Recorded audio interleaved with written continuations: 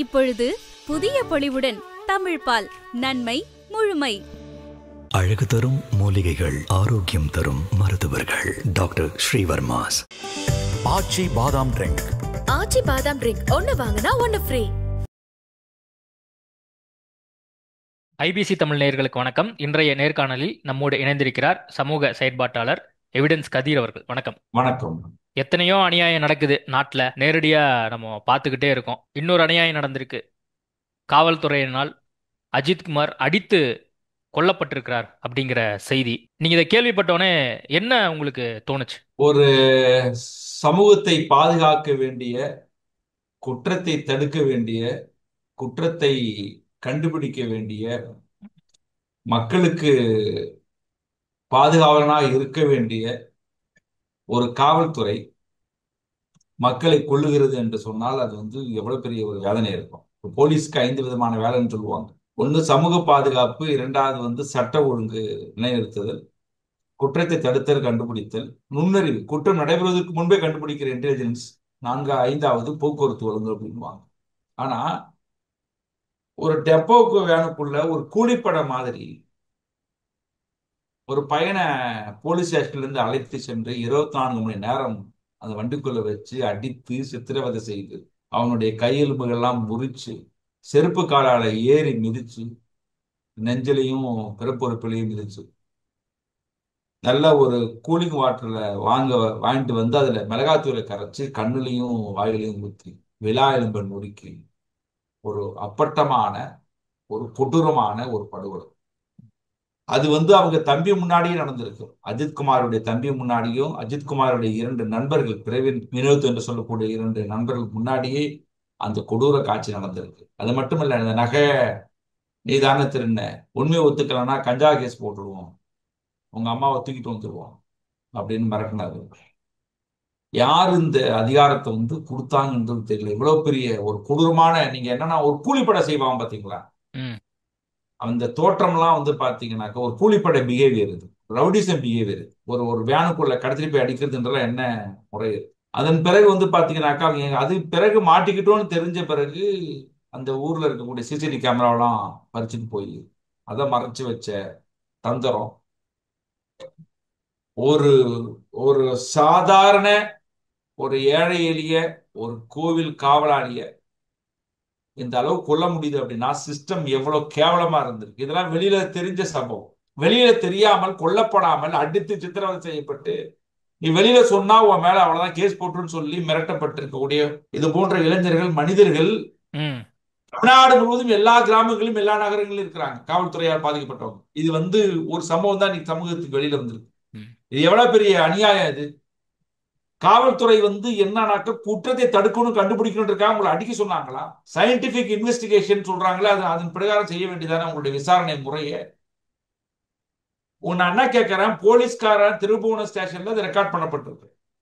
அஜித்குமார் நகையை திருடியதாக சொல்லப்பட்ட ஒரு வழக்குல ஏதோ ஒரு அம்மையார் ஒரு காவல் நிலையத்தில் கூட, அதுவும் என்னன்னாக்க இந்த கோவில் நிர்வாகி தான் கொண்டு போய் அந்த பையனை அங்க போலீஸ் ஸ்டேஷன்ல ஒப்படைச்சிருக்கிறாங்க. அப்ப அங்க அந்த ஸ்டேஷன்ல ஒப்படைக்கப்பட்ட அந்த பையனுக்கு அங்கதான் அந்த ஸ்டேஷன்ல தான் புகார் கொடுக்கப்படுது. அப்ப அந்த போலீஸ்கார் விசாரணை பண்ணுவார்ல, அப்புறம் எதுக்கு அவர் இருக்கிறாரு? இதுக்கு இடையில ஒரு வேனை எதுக்கு அனுப்பி வைக்கிறீங்க? ஒரு டெப்போ வேனை எதுக்கு அனுப்பி வைக்கிறீங்க? அப்படி என்ன பிரஷர்? இந்த நாட்டுல 10,000 கோடி, 20,000 கோடி, 30,000 கோடி, 50,000 கோடி கொள்ளையடிச்சவன் எல்லாம் நீ வெளிநாட்டுல சொகுசா இருந்துகிட்டு இருக்கான். இதே மதியில ஒருத்தர் 400 கோடி கொள்ளையடிச்சுக்கிட்டு வேலை வாங்கி தரேன், இடம் வாங்கி தரேன்னு சொல்லி அவன் கண்டுபிடிக்க முடியலன்றாங்க. அவன் அங்க சொகுசா தான் வாழ்ந்துட்டு இருக்கான். இந்த மாதிரி கேசஸ் நிறைய இருக்கு, பொருளாதார குற்றங்கள். ஒரு ஏழை எளிய காவலாளியை போயிட்டு இவ்வளவு வன்மம் கொண்டு தாக்க முடியுது அப்படின்னா உங்களுக்கு அந்த அராஜகம் இருக்கு பாருங்க. இதை எப்படி நம்ம ஏத்துக்க முடியாது? அதான் பிரஷர் வந்திருக்கு அப்படின்னு நீங்களும் சொல்றீங்க, இன்னும் நிறைய பேர் கேள்விப்பட்டவங்க எல்லாருமே சொல்றாங்க. பிரஷர் யார் கொடுத்தா, எங்கேருந்து வந்தது அப்படிங்கிற ஒரு கேள்வி இருக்கு. இது தொடர்பாக இப்போ நீதிமன்றத்தில் கூட சில வாதங்கள்லாம் நம்ம நடந்ததெல்லாம் பார்த்தோம். யார் பிரஷர் கொடுத்தா, யார் சொல்லி இது நடந்தது அப்படிங்கிறது இது வரைக்குமா தெரியாம இருக்கு. இப்ப அந்த சம்பந்தப்பட்ட போலீசாருடைய குடும்பத்தினர் போய் தர்ணா பண்ணாங்கன்னு உட்கார்ந்து அவங்க வாயாலே சொல்றாங்கல்ல, மேலெடுத்து உத்தரவுனாலே எங்க வீட்டுக்காரங்க நடந்திருக்கிறாங்க அப்படின்னு சொல்றாங்க. அப்ப மேல் என்னன்னா யார்? இந்த மாதிரி நடந்த இந்த மாதிரி பிரச்சனையை இந்த திமுக நிர்வாகிகள் உள்ள பணம் தரான் போறாங்க, ஒரு பேரம் பேசுறதா செய்திகள் வருது இல்ல, இவன் ஏன் உள்ள போகுதான்? இவங்க ஏன் பேரம் பேசினாங்க? அதுக்கு அதுக்கு என்ன காரணம்? அதுக்கு ஏன் அப்படி பேசப்பட்டது? நேத்து முதலமைச்சர் வந்து சொல்றாருல்ல, நாங்க சிபிஐ வழக்குக்கு ஒப்படைக்கிறோம், நாங்க வழக்குக்கு எல்லாம் நாங்க வந்து என்ன சொல்றோம், சிபிஐ ஒப்படைக்கிற வழக்குக்கு நாங்க முழுமையான ஒத்துழைப்பு கொடுக்கிறோம்ன்றார். வழக்குக்கு முழுமையா ஒத்துழைப்பு கொடுக்கும் சொல்லப்படக்கூடிய ஒரு முதலமைச்சர் அவங்க சார்ந்திருக்கக்கூடிய பார்ட்டி பேரம் பேசினதாக செய்தியில் வருது. அது அது குறித்து விசாரணை பண்ணாரா முதலமைச்சர்? ஒரு ஸ்பெஷல் டீம் போட்டு பண்ணாரா? யார் இது பேரம் பேசப்பட்டது? நான் என்ன சொல்றேன், ஏங்க ஒரு எஸ்பி நாட்டுல எவ்வளவு கொலை கேஸ் எல்லாம் இருக்கு. ஒரு ஒரு ஒரு 9.5 பவுன் நகையை வந்து ஒரு அம்மா காணா போச்சுன்னு சொல்றதுக்கு அந்த போலீஸ்காரன் கண்டுபிடிச்சு விசாரணை பண்ணி விடாம இம்மிடியட்டா டிஎஸ்பி சொல்லி ஒரு வண்டியை கொடுத்து அனுப்புறான் அப்படின்னாக்கா, அப்ப இந்த எஸ்பி வேற வேலை வெட்டியே கிடையாது அந்த ஆளுக்கு. அப்ப எவ்வளவு பிரஷர் இருக்குன்னு தான் அர்த்தம். இது ஈஸி அண்டர்ஸ்டாண்டிங் தானே இருக்கு. எல்லாரும் சொல்றாங்க ஏதோ சென்னையில இருந்து ஒரு பெரிய காவல்துறை அதிகாரிகிட்ட இருந்து எஸ்பிக்கு ஒரு பிரஷர் வந்ததாகவும், எஸ்பி வந்து டிஎஸ்பி வந்து அது பிரஷரை போட்டதாகவும் நீங்க கூட ஊடகங்கள்ல அந்த செய்தி வந்திருக்கு. இது எல்லாரும் தெரிஞ்ச செய்தி வருது. யார் அந்த அதிகாரி, என்ன பிரஷர்? நான் என்ன கேட்குறேன், இப்போ முதலமைச்சர் நினைச்சா யாருப்பா அது, ஒரு ஃபோன் காலில் அவரால் வந்து இது யாருங்கிறத கண்டுபிடிச்சு சொல்ல முடியாதா? இதுக்கு சிபிஐ மாற்றணுங்கிற ஒரு விஷயம்லாம் அனௌன்ஸ்மெண்ட்டாக வருது. நான் என்ன சொல்ல வரேன், இப்ப ஒரு ஒரு காவல்துறையை வந்து இது ஒரு வழி இல்லாம மாட்டிக்கிட்டாங்க, ஒத்துக்கிட்டாங்க. 24 கொலை நடந்திருக்குன்றாங்க, 31 கொலை நடந்திருக்குன்னு 100 ஆய்வுகள் சொல்றாங்க தமிழ்நாட்டில். இந்த எல்லா கொலைகளும் எத்தனை கொலைகள்ல வந்து இவங்க அரெஸ்ட் பண்ணப்பட்டு தண்டனை வாங்கி கொடுத்துருக்காங்கன்னு ஒரு கேள்வி இருக்கு. நான் பொதுவா கேட்கிறேன், நான் முதலமைச்சருக்கு வந்து இப்ப அவங்க பார்ட்டி மேல ஒரு பழி வந்திருக்கலாம், அதுக்கு என்ன சொல்ல ரெஸ்பான்ஸ் பண்ண போறாருன்றது தெரியல. இப்ப சொல்றாங்கல்ல, ஒரு பார்ட்டி வந்து பேச விடாம தடுத்தாங்க. நேத்து கூட அவங்க உள்ள விடும்போது யாரும் பேச விடாம அந்த ஆளுங்கட்சி தடுத்தாங்கன்ற ஒரு குற்றச்சாட்டு வெளியில வருது. அப்ப அந்த ஹையர் அபிஷியல் யாருன்ற விவரம் வந்து சொல்லணுமா இல்லையா? அப்போ மறைக்கப்படுது. 300 பக்கம் இந்த மாதிரி வேகமான நடவடிக்கை எடுக்கப்படுதுனால அதுலயும் சந்தேகத்தோட பார்க்கணும். நம்ம சில விஷயங்கள் இருக்கு.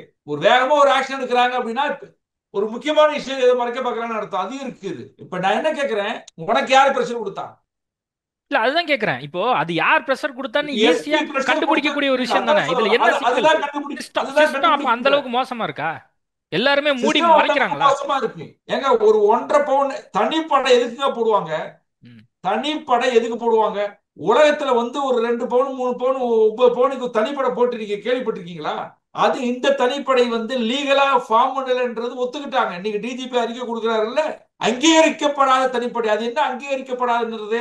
சட்டவிரோத தனிப்படைங்க இது பேரு. இது இந்த வார்த்தையை பதின அங்கீகரிக்கப்படாத, அது இல்லீகல் சொல்ல வரேன் நானு.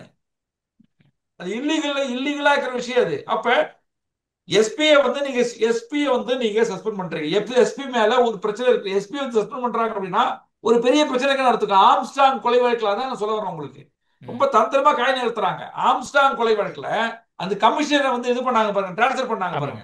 அப்போ கமிஷனர் மேல நிறைய குற்றச்சாட்டு வந்துச்சு. இப்படி ஒரு குற்றச்சாட்டு வருகிற போது டிரான்ஸ்பர் பண்றது வெயிட்டிங் லிஸ்ட்ல வைக்கிற ஒரு முறைதான் இருக்க தவிர பின்னாடி நடந்த விஷயத்தை காவல்துறை அவங்க வந்து சொல்றது இல்ல, ஸ்டேட் சொல்றது இல்ல. அந்த பழைய கமிஷன் மேல இன்னொரு காவல் அதிகாரி என்கிட்ட சொன்னார், பிரச்சனை சொன்னார், நிறைய கரப்ஷன் இருக்கு அவன் மேல. ஒரு மூத்த காவல் உயர் அதிகாரி என்கிட்ட சொன்னார், ராஸ்கல் அவன் நினைச்சிருந்தா இந்த ஆம்ஸ்டாங் கொலை தடுத்திருக்க முடியுன்ற ஒரு வார்த்தையும் சேர்த்தே சொன்னார். அதை வந்து அப்படியே சைலண்டா விட்டாங்க, அவ்வளவுதான். இதை நம்ம இன்னைக்கு ஒரு அட்ரஸ் பண்ணி சொல்றோம் அப்படின்னு வச்சுங்களேன், நம்ம ஒரு செய்தியா சொல்ல முடியும்.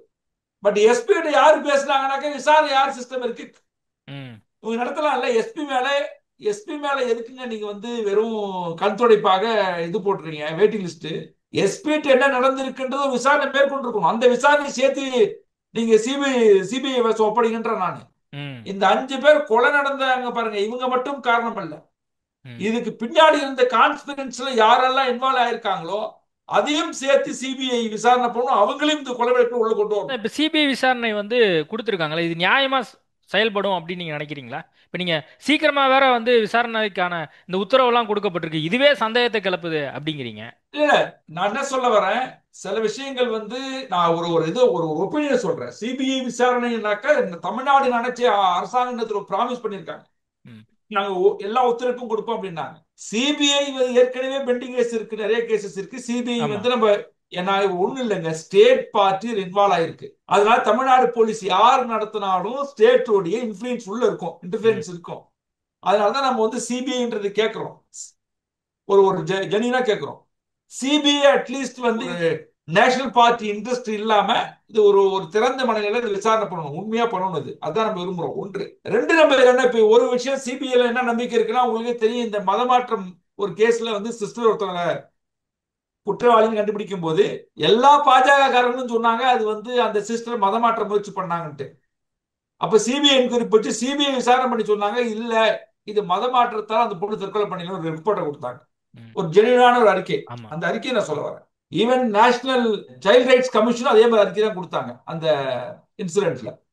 பிஜேபி எல்லாம் சொன்னாங்க மதமாற்றம், ஆனா அது இல்ல, அது சொன்னாங்க. அந்த மாதிரி நம்பிக்கை இது எதை நம்ம ஒப்போம் வைங்க. ஒன்று, இந்த விசாரணை எப்படி நடத்தப்படணும் அப்படின்னா, இப்ப நீங்க சாத்தான்குள வழக்கில் பாத்தீங்கன்னா இதே மாதிரிதான் நீதிமன்றம் பயங்கரமா கேள்வி எழுப்பினாங்க. இந்த சமயத்துல இதே நீதிமன்றம் பயங்கரமா கேள்வி எழுப்பினாங்க. இதே மாதிரிதான் நீதிபதிகளும் அப்போது ரெஸ்பான்ஸ் பண்ணாங்க. நீதிபதிகள் குறை சொல்ல, நீதிபதிகள் சென்னை உயர்நீதிமன்ற மதுரை கிளை நீதிபதி உண்மையாலுமே சிவில் சொசைட்டியுடைய அந்த அந்த அந்த என்ன சொல்றது அந்த கொந்தளிப்பை அண்டர்ஸ்டாண்ட் பண்ணிக்கிட்டு தான் அவங்க கடுமையா ரியாக்ட் பண்ணாங்க நேற்று நீதிமன்றங்கள்ல. அவங்களுக்கு அந்த அது நீதி நிலைநாட்டணுன்ற அக்கறை ஆர்வம் எல்லாமே சென்னை உயர்நீதிமன்ற மதுரை கிளைக்கு இருந்துச்சு. ஆனால் இதே நீதிபதிகள் இதே அவர்கள் இருப்பாங்கன்னு சொல்ல முடியாது. இந்த வழக்கு போற போக்கில் வந்து டிரான்ஸ்பர் பண்ணப்படலாம், இல்லாட்டினா வந்து பெஞ்சு மாற்றப்படலாம், எது வேணா நடக்கும்.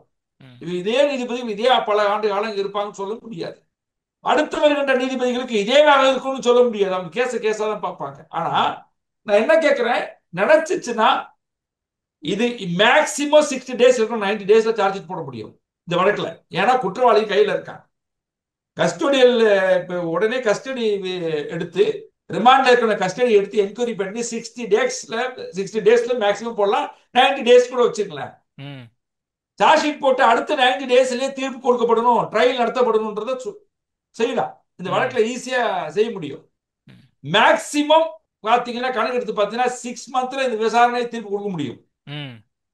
அதுதான் இப்ப நம்ம வேண்டுவது. வெறும் சிபிஐ என்கொயரி மட்டுமில்ல, அதை தமிழ்நாடு அரசு செய்யணும். இல்ல இது சிபிஐக்கு நாங்க ஒப்படைச்சிட்டோம், சிபிஐ எப்பயாவது விசாரணை பண்ணிட்டோம் அலட்சியத்தில் இருக்கக்கூடாது. தமிழ்நாடு அரசு கேட்டுக்கிட்டாங்கன்னா அது அந்த அந்த ட்ரையல சிபிஐ இன்வெஸ்டிகேஷனை ரொம்ப ரொம்ப வேகமாக ஸ்பீடப் பண்ணி செய்ய முடியாது. அதை வந்து அவங்க செய்யணும்னு சொல்ல வரேன் நான். அதான் முதலமைச்சர் வந்து நேற்று அவங்க குடும்பத்திட்ட பேசின விஷயங்கள்னு பார்த்துருப்பீங்க, சோஷியல் மீடியாவில் அதிகமாக பகிரப்பட்டுட்டு இருக்கு. சாரிம்மா, என்ன பண்ணணுமோ நான் எல்லாம் பண்ணுறேன் அப்படின்னு சொல்லி நேற்று ஒரு கமிட்மெண்ட் கொடுத்துருந்தாரு. இன்னைக்கு காலையில் அதே மாதிரி 3 சென்ட் நிலம், அதே மாதிரி திமுக சார்பாக 5 லட்சம் முதற்கட்டமாக பணம், அது மட்டும் இல்லாமல் அந்த தம்பிக்கு வந்து நவீன்ங்கிற தம்பிக்கு அரசு பணி வந்து கொடுக்கப்பட்டிருக்கு. எப்படி பார்க்குறீங்க? நேற்று காலையில நான் 11:30 மணிக்கு இந்த பரிந்துரை எல்லாம் வச்சிருந்தேன். நேற்று காலையிலேயே நான் ஸ்பாட்டுக்கு போன உடனே இது சிபிஐ விசாரணை பண்ணணும், அரசு வேலை கொடுக்கணும், இது போக 1 கோடி ரூபாய் கொடுக்கணும். ஏன்னா காவல்துறையில ஒருத்தவங்க கொண்டுட்டாங்கன்னா 1 கோடி கொடுக்குறாங்க, போலீஸ் யாராவது ஒருத்தவங்க தனிநபர் கொண்டுட்டாங்கன்னா 1 கோடி கொடுக்குறாங்க, போலீஸார கொல்லப்பட்டிருக்காங்கல்ல அப்ப அவங்களுக்கு எவ்வளவு கொடுக்கணும்னு ஒரு கணக்கு இருக்குல்ல ஸ்டாண்டர்டா, அது 1 கோடி கொடுக்கணும். அது இல்லாம இந்த சம்பந்தப்பட்ட எல்லா போலீஸாரும் 25 லட்சம் ரூபாய் வசூல் பண்ணி அந்த தொகையும் சேர்த்து அந்த குடும்பத்துக்கு கொடுக்கப்படணும்ன்றதான் நம்ம சொல்லியிருக்கோம். இது எல்லாமே நிவாரணம் சம்பந்தப்பட்டதுங்க. இது வந்து இது கடமை. இது ஒன்றும் தமிழ்நாடு அரசாங்கம் வந்து ஸ்பெஷலாலாம் செய்யல. திருப்பி சொல்றேன், இது வந்து அவங்க வந்து ஏதோ ஒரு தனித்து சிறந்து கொலை செஞ்சது கவர்மெண்ட் இன்ஸ்டிடியூஷன், கவர்மெண்ட் குரூப் கொலை செஞ்சாங்க. பாவத்தை செஞ்சாங்க, அதுக்கான தீர்வு கொடுத்ததுன்னு ஆகணும். இது ஒன்றும் ஸ்பெஷலான ஒன்றும் கிடைக்கல. இது எல்லா ரெமடிஸ்லயும் இருக்கக்கூடிய ஒரு சிஸ்டத்துல இருக்கக்கூடிய சாதாரண விஷயம் தான். அதுதான் நம்ம டிமாண்டா வச்சிருக்கோம். இதெல்லாம் ஒரு பக்கம் இருந்தாலும் கூட திமுக சார்பா 5 லட்சம் கொடுக்குறாங்க, இது பார்ட்டி. இது கவர்மெண்ட் சார்பா 1 கோடி கொடுங்கன்ற அது எல்லாமே இவங்க எல்லாருக்கிட்டும் 25 லட்சம் அபராதம் போடுங்க. இப்படி அபராதம் போட்டீங்கன்னா நாளைக்கு எந்த போலீஸாரான சட்டவிரோதமா கை வைப்பானா? அபராத தொகையை போடுங்க. அது ஏன் போடல? போலீஸ் மேல நாங்க அபராதம் வசூலிக்கப்படும் நீங்க டிக்ளேர் பண்ணிக்கணுமா இல்லையா? சரி, இன்னொரு வருஷன் சார், இப்போ எல்லாரும் வந்து அவங்க குடும்பத்தை பத்தி, அரசாங்கமும் வந்து அதை பத்தி மட்டும்தான் பேசிட்டு இருக்காங்க. அந்த கம்ப்ளைண்ட் கொடுத்தாங்கல்ல, அவங்க சைடு வருஷனை எப்படி அணுகணும்னு நினைக்கிறீங்க? ஏன்னா இப்போ அவங்க தான் வந்து சொல்லு காணாம போச்சு அப்படின்னு சொல்லி அவங்க தான் கம்ப்ளைண்ட் கொடுக்குறாங்க. இப்போ அவங்க தரப்பை வந்து நம்ம பார்க்க வேண்டியதா இருக்கு. அவங்க யார்கிட்ட அவங்க பேசினாங்கிறத அவங்கள்ட்ட விசாரிச்சாவே கிட்டத்தட்ட வந்து யாரு நேரடி குற்றவாளி அப்படிங்கிறது தெரிஞ்சிருமே. நேத்து இன்னைக்கு ஒரு செய்தி வந்திருக்கு, இப்பதான் படிச்சேன். ஒரு பிரபலம் பத்திரிக்கையில ஒரு இணையதள செய்தியா பார்த்தேன். அத சொல்றாங்க, எல்லாரும் என்ன குறை சொல்றாங்க, நானே 2 லட்சம் ரூபாய் கொடுத்துருக்கிறேன் நகையை மீட்க சொல்லி சிவகங்கை போலீஸ்க்குன்னு ஒரு செய்தி வந்திருக்கு. இப்ப அந்த அம்மையார் என்ன சொல்லியிருக்காங்கன்னா, சிவகங்கை போலீஸ்கிட்ட நகையை மீட்க சொல்லி நானே 2 லட்சம் ரூபாய் கொடுத்தேன் அப்படின்னு சொல்றாங்க. இப்ப அந்த கொடுத்த 2 லட்சம் கூலிக்கு தான் அந்த கொலையா அந்த அம்மையார் கொடுத்த பேட்டி இருக்கு. இப்ப இப்ப போட்டிருக்காங்க. ம். பிரபல ஒரு வாரதையுடைய இணையதளத்துல போட்டிருக்காங்க. அப்ப நான் என்ன கேட்கறேன்னா, அந்த 2 லட்ச ரூபா வாங்கிக்கிட்டு தான் நீங்க வந்து ஒரு வேட்டை நாய் போல குத்தி ஒரு குதறி அவனை கொன்னீங்களான்னு கேட்கறேன் நான். இன்னொன்னு சொல்றேன், கூடுதலா சொல்றேன். மடப்புறம் கோவில நிறைய திருட்டு நடக்குது. நேத்து ஒரு ஒரு ஒரு ஆட்டோல வச்சிருந்த அங்க ஆட்டோல கொண்டு வந்த ஸ்பீக்கர் திருட்டு போயிட்டாங்க. இவ்வளவு நடந்தும் மடப்புறம் கோவில் திருட்டு நடக்குதுன்றாங்க.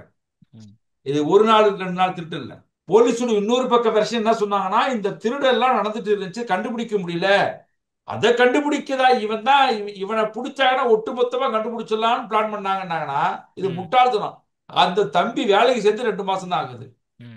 இது எப்படி வந்து லாஜிக்கா போலீஸ் இப்படி சொல்றாங்கன்னு புரியல. இப்ப இந்த அம்மையா சொல்றாங்கல்ல, இது ரொம்ப முக்கியமான குற்றா பாக்குறேன். 2 லட்சம் கொடுத்தாங்கன்னு சொல்றாங்கல்ல, 2 லட்சம் ஏன் கொடுத்தீங்க?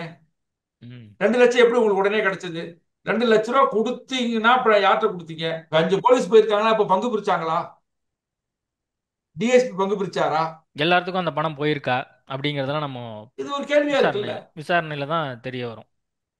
ஆமா, எனக்கு அந்த லேடி ஒரு புகார் கொடுக்குறாங்க அப்படின்னாக்க கண்டுபிடிச்சு கொடுங்க 2 லட்சம் அப்படின்றது பிரஷர் தானங்க. அது என்னங்க சிஸ்டம்? இது லஞ்சம் லாவண்யம் எல்லாம் சேர்த்து தானங்க ஒரு பையனை நீ காவு வாங்கிடுது, பாவம். ஓகே, நம்ம பொறுத்திருந்து பார்ப்போம் என்ன நடக்குது அப்படின்னு சொல்லி. சிபிஐ விசாரணைக்கு வந்து கொடுத்துருக்குறாங்க. விசாரணை நியாயமாக வந்து நடைபெறணுங்கிறது தான் எல்லாத்தோடைய ஒரு பார்வையாகவும் இருக்கு.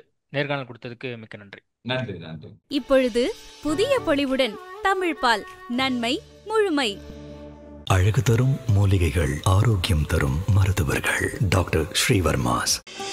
ஆச்சி பாதாம் ட்ரிங்க். ஆச்சி பாதாம் ட்ரிங்க் ஒன்னு வாங்கினா ஒன்னு ஃப்ரீ.